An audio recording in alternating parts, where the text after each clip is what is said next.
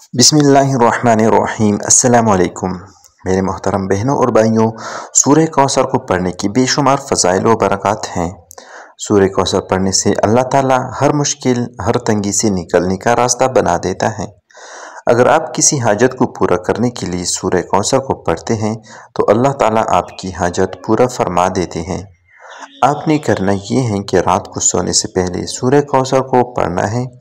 اس ترتیب سے پڑھنی ہے: پہلے 2 رکعت نماز نفل حاجات آپ نے ادا کرنی ہے۔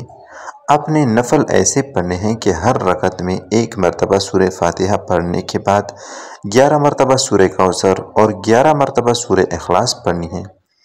جب آپ 2 رکعت نماز نفل حاجات ادا کر لیں، اس کے بعد جائے نماز پر بیٹھ کر پہلے 3 دفعہ درود ابراہیمی پڑھنا ہے۔ اس کے بعد آپ نے 129 مرتبہ سورہ کوثر پڑھنا ہے۔ جب پڑھ لیں گے تو آپ نے آنکھیں بند کر کے اللہ تعالیٰ کا ایک نام یا سمیع، اس نام کو 100 مرتبہ پڑھنا ہے۔ حاجت کا تصور ذہن میں رکھ کر پڑھنا ہے۔ آخر میں 3 دفعہ درود ابراہیمی پڑھ کر رو رو کر اللہ تعالیٰ سے حاجت کے لیے دعا کریں۔ انشاءاللہ جو بھی مانگیں گے صبح ہونے سے پہلے حاجت پوری ہوگی۔ جزاک اللہ خیرا کثیرا۔ تو میرے محترم بہنوں اور بھائیوں، اپنے مجرب دعاؤں میں ہمیں ضرور یاد رکھیں۔